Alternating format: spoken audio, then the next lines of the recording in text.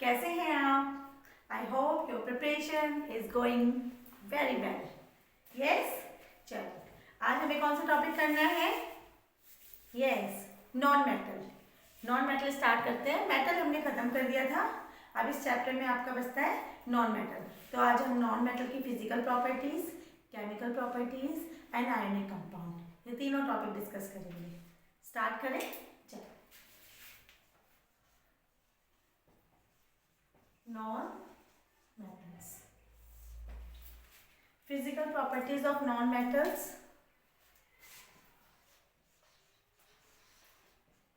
Physical properties.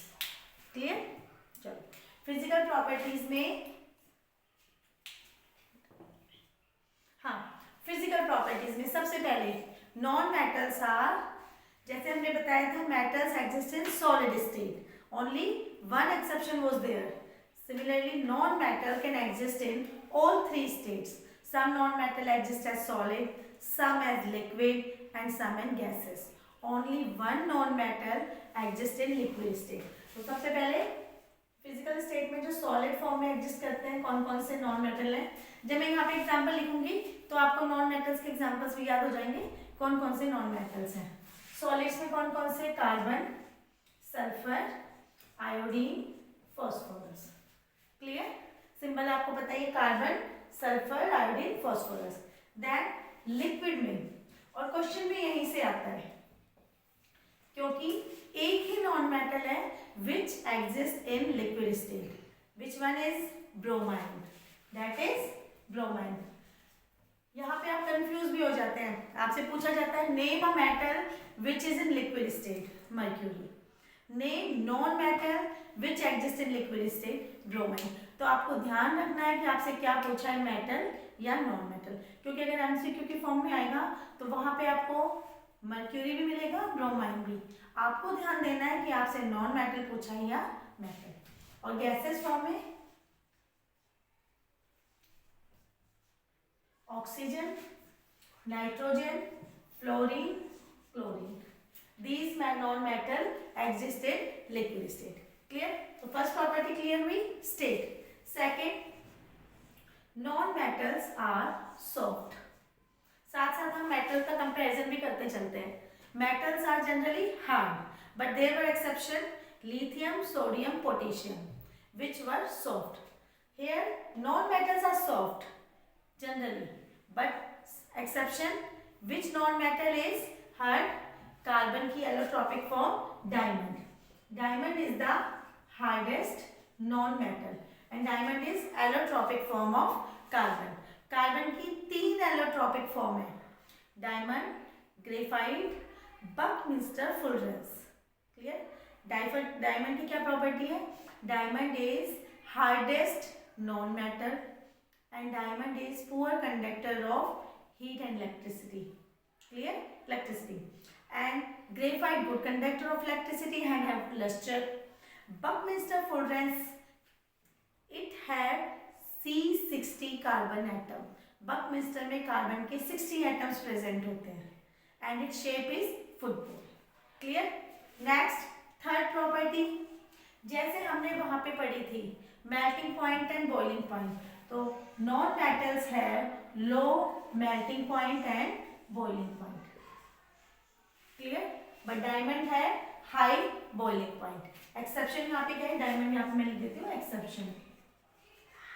आपके बच्चों question exception से ही आएंगे। क्लियर? क्योंकि आप 8th में ऑलरेडी पढ़ चुके हो जनरल प्रॉपर्टीज, तो आपके क्वेश्चन कहाँ से बनेंगे? एक्सेप्शन से।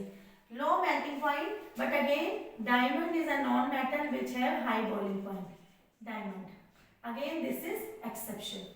Clear? Then fourth property, malleability and ductility. Malleability क्या होती है? The process in which metal can be beaten into thin sheet, that is called malleability. And ductility, when metal can be beaten into thin wire. Clear? And best malleable या most malleable metals are gold and silver. But non-metals are neither malleable nor ductile. We call them, या we give the term brittle. हम उनको क्या term देंगे? brittle. Brittles means break down, टूट जाते हैं। तो नॉन मेटल्स कैसे होते हैं? ब्रिटल होते हैं, टूट जाते हैं। तो non metals are neither malleable nor ductile, they are brittle. Clear? Then tensile strength, non metals have low tensile strength. Clear? So these are general properties which can be asked from non-metals. Now we will discuss chemical properties. Clear?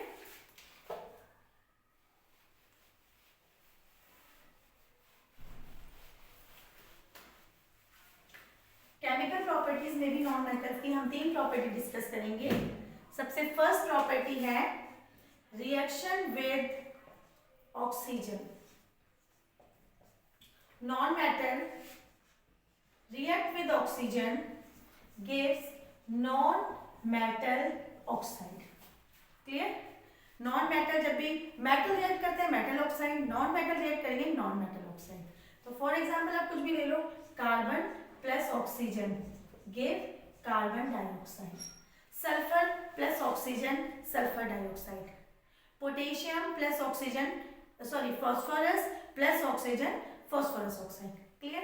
जितने भी non metals हैं वो आप oxygen से react कराओगे तो उनकी oxide बन जाएगी। But now question is this, what is the nature of these oxide? Because we have discussed in metals, metallic oxides are basic in nature. तो चलो देख लेते हैं एक्सपेरिमेंट। जब हमने CO2 नॉन मेटल ऑक्साइड को वाटर में डाला तो क्या बनेगा? H2CO3। आपको पता है what is the name of this compound? Yes, carbonic acid. Which one is carbonic acid? नाम से ही आपको पता चल रहा है। तो non metal oxides are acidic in nature. When we test for it turn blue litmus red. तो nature of non metallic oxide is acidic. Clear? आपसे पूछा जाएगा what is the nature of sulphur dioxide, what is the nature of phosphorus pentaoxide, है ना? तो you have to tell acidic. मैंने आपको बताया था metal oxides are either basic और amphoteric. Similarly non metal oxides are either acidic और neutral. Clear? जब मेटल की बात आएगी तो मेटल ऑक्साइड्स बेसिक होती हैं या एम्फोटेरिक। एम्फोटेरिक में याद करो मैंने आपको 2 एग्जांपल बताए थे, Al2O3 और ZnO। ये दोनों हैं तो एम्फोटेरिक। इसके अलावा कुछ भी आ जाए, calcium oxide, sodium oxide, ferrous oxide, तो ऑल दैट वर बेसिक। सिर्फ ये दोनों कैसी है? Amphoteric. Similarly acidic, non metal oxides और न्यूट्रल। न्यूट्रल में आपके 3 एग्जांपल आ जाएंगे। कौन कौन से? Carbon monoxide, water and nitrogen, nitrous oxide, nitrogen monoxide. सिर्फ ये तीनों न्यूट्रल हैं, चारों। उसके अलावा बाकी जितनी भी नॉन मेटल ऑक्साइड्स हैं you will consider them in acidic nature. Clear? Clear हो गया? Non metal oxides are neutral और एसिडिक। और न्यूट्रल में भी इन चारों को देखना है बस, otherwise all except these are acidic in nature. Clear? Now second property, reaction with water. हमने मेटल में पढ़ा था according to reactivity series different metals react differently with water, but yeah, now I will say here non-metal do not react with water at all. कोई reaction नहीं होगी। Why?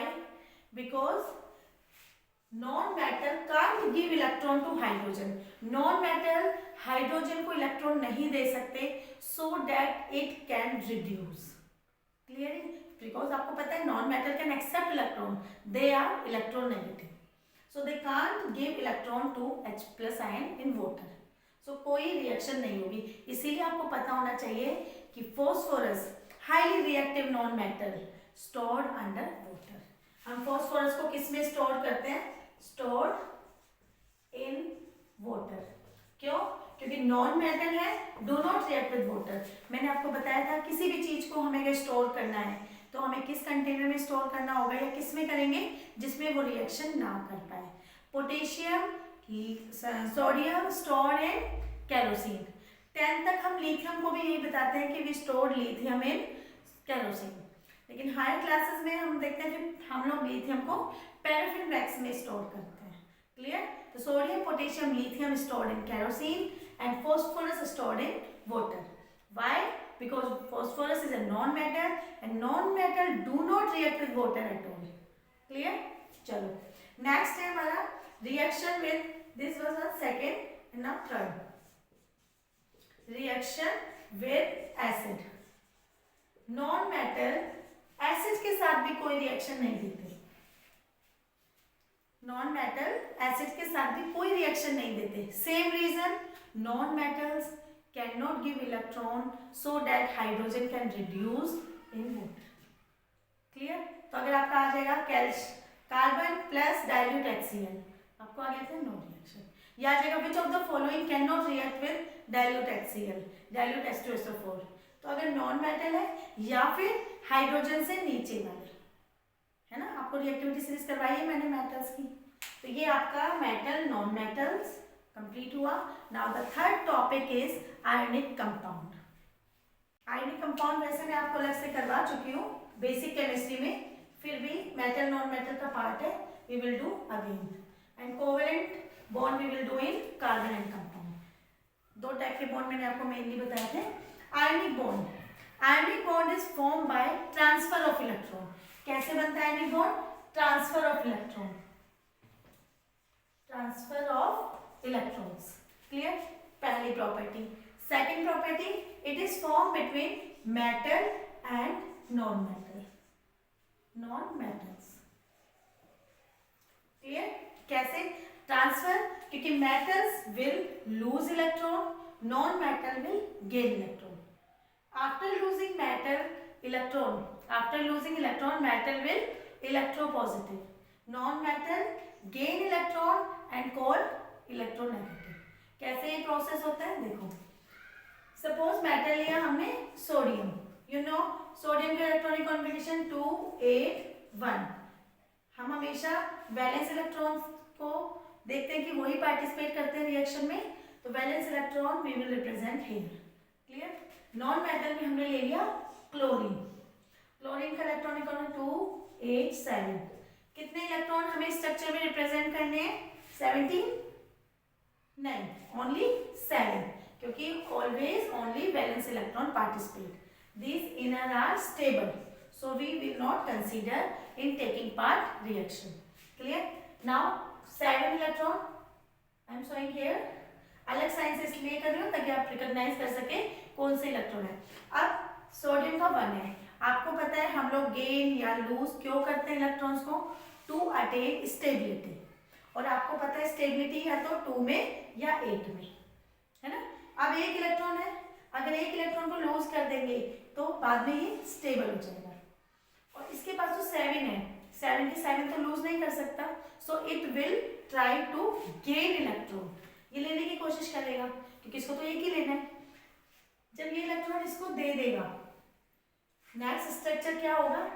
Na plus Cl minus, और इसके एक वाला वाला charge आ गया, ठीक है, क्योंकि इसने इलेक्ट्रॉन लिया है तो इसके ऊपर नेगेटिव चार्ज। पॉजिटिव नेगेटिव इनमें क्या हो जाएगी? बॉन्डिंग।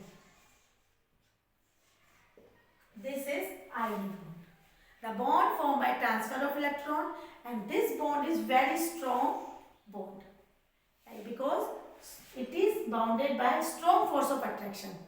और इसी की वजह से इनकी प्रॉपर्टीज होती हैं, दे आर सॉलिड। जो आयनिक बॉन्ड होते हैं किस फॉर्म में एग्जिस्ट करते हैं स्टेट में? सॉलिड फॉर्म में। And they are in solid state poor conductor. Number 2, poor conductor of electricity. जब सॉलिड स्टेट में होते हैं, अगर हमें इनमें इलेक्ट्रिसिटी कंडक्ट करवानी है, either we have to change in molten form और इन एक्वस सॉल्यूशन।